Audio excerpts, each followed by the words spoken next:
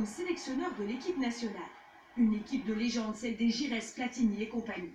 Avec eux, il remporte la Coupe intercontinentale et atteint les demi-finales du mondial en 1986. Avant cela, Henri Michel a marqué l'histoire d'un club, le FC Nantes.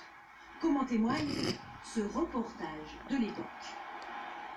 Depuis juillet 66, date de son arrivée en Bretagne, Henri Michel a joué 500 matchs de championnat, marqué près de 100 buts, connu 57 sélections en équipe de France, une participation à la Coupe du Monde, 2 titres de champion de France, une Coupe de France. Voilà ce qu'en disent ses coéquipiers de l'époque.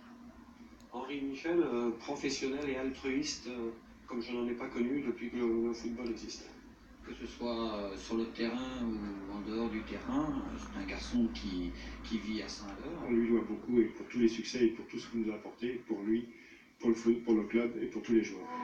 Après un échec à l'Euro avec l'équipe de France, il devient un sélectionneur en exil.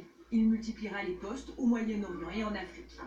Des choses spontanées, il y a la musique, il y a un peu tout ça qui fait que c'est toujours un plaisir de vivre au milieu des Africains. Henri Michel avait été sacré légende des légendes du FC Nantes la semaine dernière. Depuis l'annonce de son décès, ce sont tous les clubs français qui lui rendent hommage.